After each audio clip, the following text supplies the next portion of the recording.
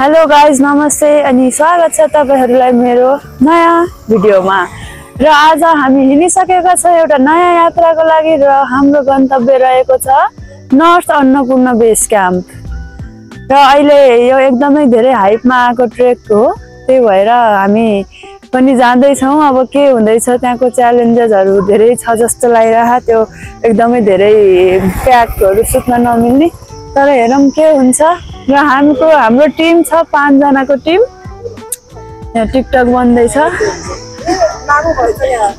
हामी 5 जना छौं र हामी चाहिँ यो इभीमा 0 किलोमिटरबाट आयौं।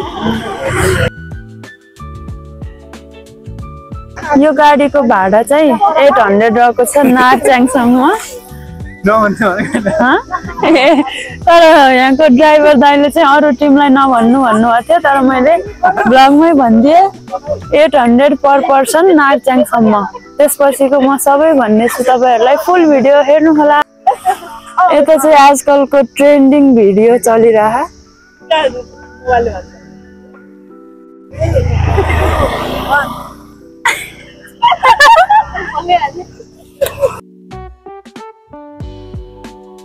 हामी चाहिँ अहिले यो लुम्ले भन्दा तलपट्टि खाजा खान रोकेको छ गाडीले। सायद यसपछि चाहिँ कतै पनि नरोकिकन जान्छ होला। हामी 6:30 बजे पोखराबाट हिँडेको। अब हामीलाई यो गाडीले चाहिँ नारच्याङसम्म छोड्दिन्छ। त्यसपछि चाहिँ अब यही यहाँको दाइहरुले नै अर्को जिप हुमखोला जाने जिप दाइहरुले नै भनिदिन्छु भन्नुभएको छ। त्यही भएर अब हामी कति बजे पुग्छौं त नारच्याङ। Stay tune.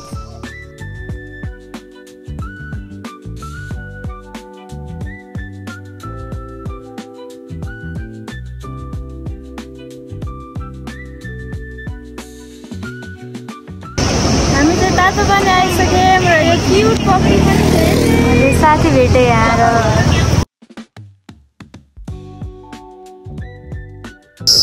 हामी चाहिँ तातो पनि आइसक्यौं। 6:30 बजे हामी पोखराबाट हिँडेको। यहाँ आउँदाखेरि चाहिँ त्यो 10 जस्तो भएको थियो, भन्नाले 3.5 घण्टा जस्तोमा चाहिँ हामी यहाँ तातो पनि आइसक्यौं। अब यहाँ खाना खाएर हाम्रो यो गाडीमा हुमखोलासम्म पुगिन्छ। अरु ग्रुपहरु पनि भयो। त्यही भएर अब यो हुमखोलासम्म गएको चाहिँ 8000 रे। त्यही भएर हामी कति जना छौं उनीहरु डिभाइड गरेर हामी पुग्छौं हुमखोला। एकछिनमा खाना खाएर जान्छौं। त्यसपछि हुमखोला पछि हाम्रो पैदल यात्रा सुरु हुन्छ। दाइ हामी कति घण्टामा पुगिन्छ? 2 घण्टा। ठ्याक्कै 2 घण्टा? 2 घण्टा भन्दा कम लाग्न सक्छ। तपाईहरु आउँदै हुनुहुन्छ नि यो नम्बरमा फोन गरेर आउनु होला। यता टिकटक बन्दै छ।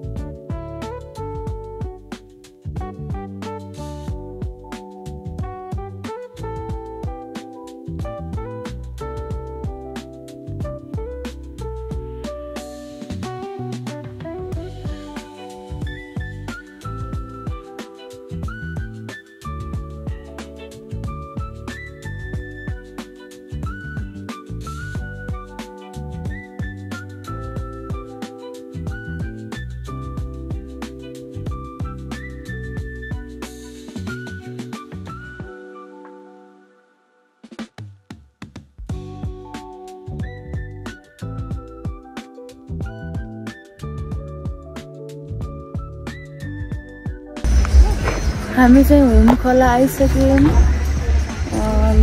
तातो पानीबाट 1.5 घण्टामा हुमखोला आइसक्यौं। हामीले चाहिँ तातो पानीमा खाना खाएनौं। अब यहाँ खाएर अब यहाँ 10 मिनेट हिँडेपछि होटल आउँछ रे। अब यहाँ खाना भनेछौं।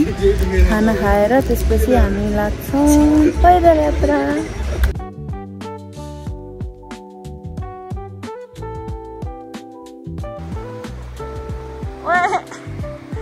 कडा देख्छ त चस्मा त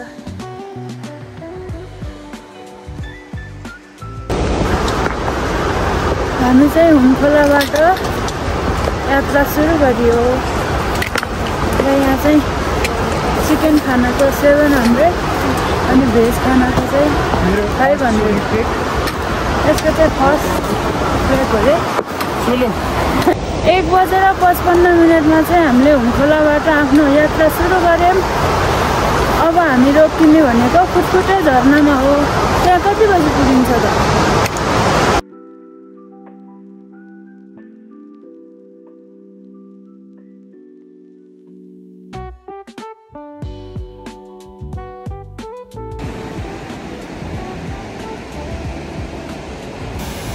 हाम्रो यात्रा सुरु भएसँगै यस्तै खालको खोला झरनाहरूको आवाजले हामीलाई झन् हिँड्नमा प्रेरणा दिइरहेको थियो।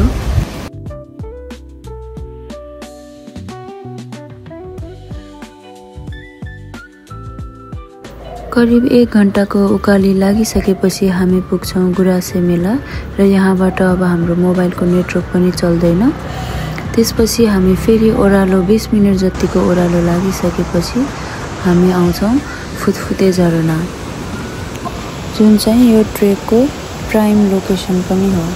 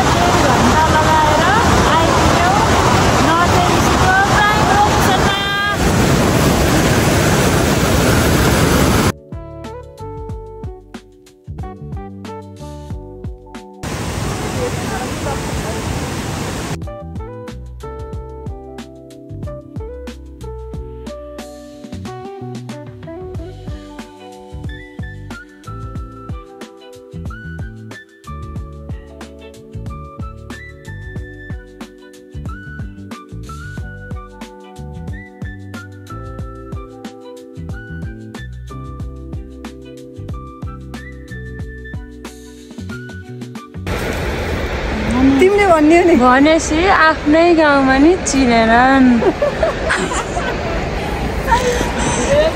साढे 2 घन्टा अनि यहाँ माथि सर्दी खर्क अनि गुफाफाट हामी अहिले आयौँ सादी खर्क। अहिले हामी 3160 मिटर छौँ। अब हामी यहाँबाट अझै अगाडि गएर गुफाफाट भन्ने ठाउँमा बस्दैछौँ आजको लागि। कस्तो हुँदैछ? एक्लै कतातिर अहिले चाहिँ 7:06 बज्यो अनि हामी गुफाफाटमा आएर आजको हाम्रो वासस्थान चाहिँ यस्तो रहेको छ। गाइस हेरौँ क्याम्पिङ। अब हामी बाहिर एकछिन आगो सागो बाल्ने, खाना खाने अनि यहाँ सुत्ने म्याटमा अनि ओड्ने चाहिँ 2टा ब्ल्याङ्केट छन्। हामी 5 जना छौँ, अझै 3 जना अरू पनि आउँछन् रे यहीँ। कति खानु मन लागेको थियो हाम्रो भाइले।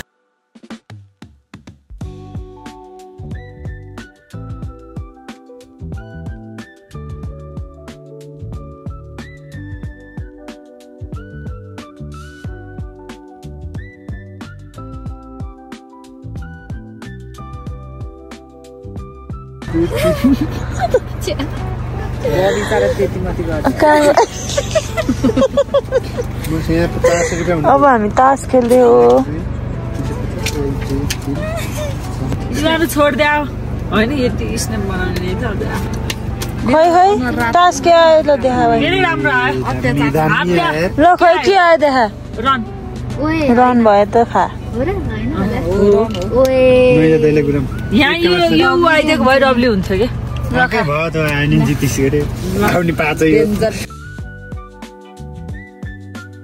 Good morning everyone from गुफाफाट। र हामी गुफाफाटबाट अब निस्किसक्यौँ बेस क्याम्पको लागि।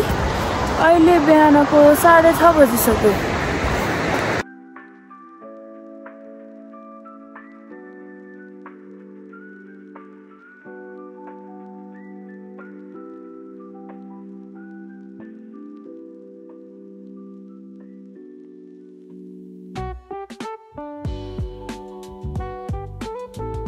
हामी सबैजना कफी खाँदै आज त्यसलाई टाइमलाई बनाउनु मिलो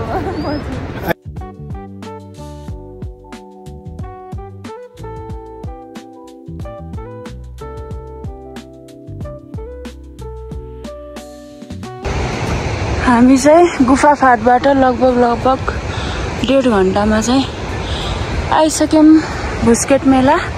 अब हामी यहाँ केही खाएर फ्रेस भएर जान्छौँ पञ्चकुण्ड लेक नर्थ एबिसीतिर।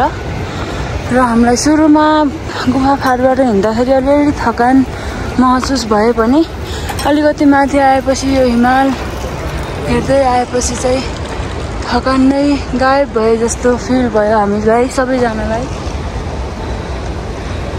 2100 होइन भेज खाना आमसडरमा बेलुका खाना खाएको सुतेको बिहानमा 1500। आजकल यो भ्यू कति बेलासम्म खुल्लै छ? यो चाहिँ आज 4 दिन भयो मजाले दिउँसोमा नै खुलेछ बाबु। 1 वर्षसम्म यो चाहिँ तिमीलाई यो चाहिँ चिन्ता हामीलाई बेस क्याम्प जान कति लाग्छ? अब तपाईहरुलाई 2 घण्टा। म चाहिँ अहिले 3551 को उचाइमा पानी खाँदैछु। यो चाहिँ हाम्रो आजको बस्ने ठाउँ हो। हाम्रो भुस्केट मेलामा ब्रेकफास्ट आइसक्यो।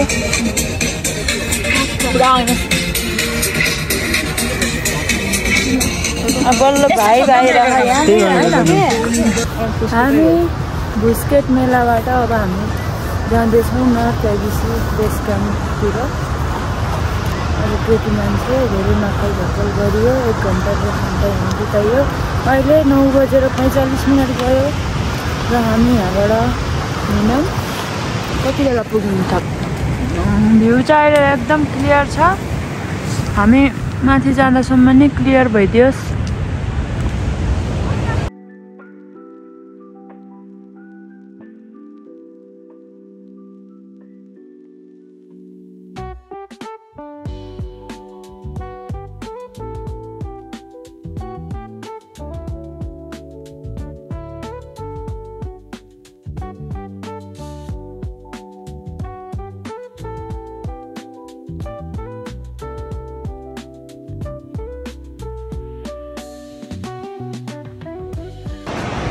हामी यहाँसम्म आइपुग्दा चाहिँ यो बादल आउन सुरु भएको छ।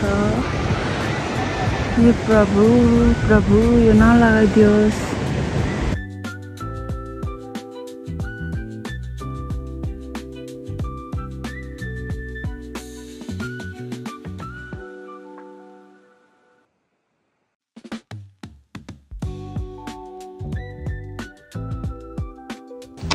हामी चाहिँ त्यो भुस्केट मेलाबाट ठिक 3 घण्टामा आइपुग्यौँ पञ्चकुण्ड लेक।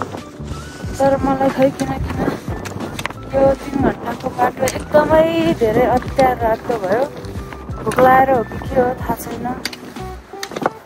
तर भ्यू पनि खासै बन्द हुन लागिसक्यो। त्यही भएर म खासै खुसी छैन गाइस।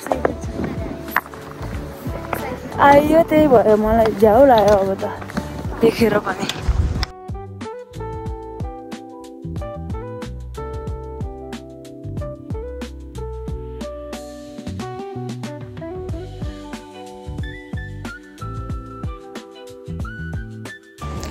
गाइस हाम्रो फोटो भिडियो सुट पनि भयो। खासै राम्रो आएन सोचे जस्तो है। त्यो पछि हेरेर थाहा हुन्छ।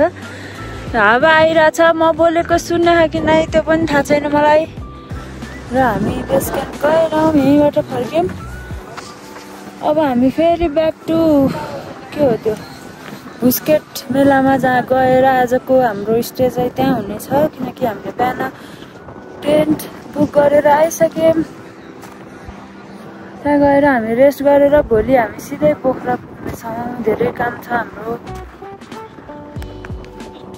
यदि तपाईँहरू आउनुहुन्छ एकदम धेरै टाइम छ भने बिस्तारै आउनु। हामी त्यहाँ अहिले हतार आयौँ। त्यही पनि ठिकै रमाइलो भयो भनौँ। हाम्रो पञ्चकुण्ड लेकमा वाइ सो। यो खुर्सानी चाहिँ मैले स्याङ्जाको घरबाट लिएर आएको। किनकि मलाई खुर्सानी बिना पानी पनि मुखमा जाँदैन होइन।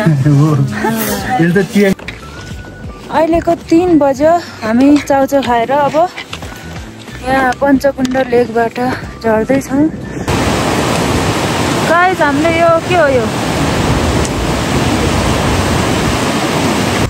यो मभन्दा धेरै टाढा छ मैले यसको भिडियो चाहिँ 10x बाट लिइरहेको छु अहिले यसले मलाई नै हेरिरह है क्या हो hello hi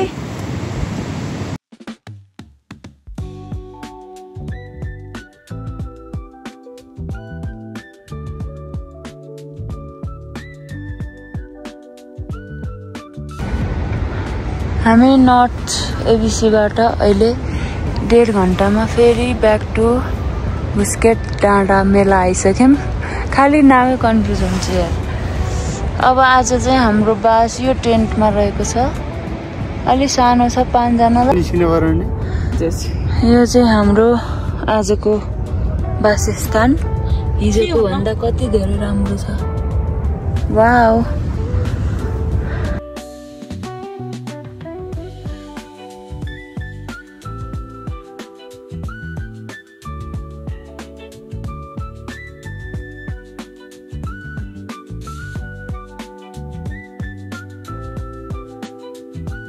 good morning from Busquets मेला आज चाहिँ हामी पोखरा जाँदैछौँ बिहान उठेर अहिले 6:30 भयो हामी यहाँ ब्रेकफास्ट त के भन्नु एउटा चिया र अन्डा पाउँदो रहेछ त्यो खाएर हामी जाँदैछौँ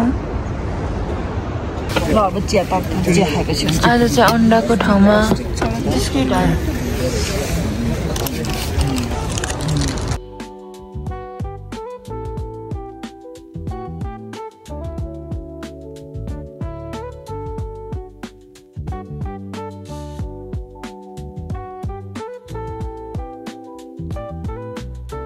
हामी बुस्केट मेलाबाट चाहिँ यहाँ 5 घण्टामा आइपुग्यौँ बस्दै बस्दै अब चाहिँ हामी त्यहाँ गाडीमा कुरा गर्दैछौँ र गाडीको कुरा मिलिसकेपछि हामी जान्छौँ सिधै पोखरा गाडीको चाहिँ त्यस्तो समस्या हुँदैन तपाईहरुलाई किनकि आजकल धेरै मान्छेहरू आउनु भएको भएर धेरै गाडीहरू यहाँ स्ट्यान्ड बाई बसिरहेको छन् र एउटा पावर ब्याङ्क चाहिँ लिएर जानुभएको तपाईहरु पनि आउनुहोस् घुम्नुहोस् र यदि तपाईहरु आउँदै हुनुहुन्छ भने चाहिँ टेन्ट चाहिँ अलि गाह्रै हुन्छ सक्नुहुन्छ भने टेन्ट लिएर आउनु होला नभए स्लिपिङ ब्याग चाहिँ लिएर आउनु होला तपाईहरुलाई नै इजी हुन्छ र धन्यवाद अहिलेसम्म तपाईहरुले मलाई हेरेर कसले हेरेर साथ दिनुभयो सबैजनालाई धेरै धेरै धन्यवाद भन्दै अर्को भिडियोमा हामी भेट्ने छौं बाइ बाइ अय त हेर बाइ भन सबले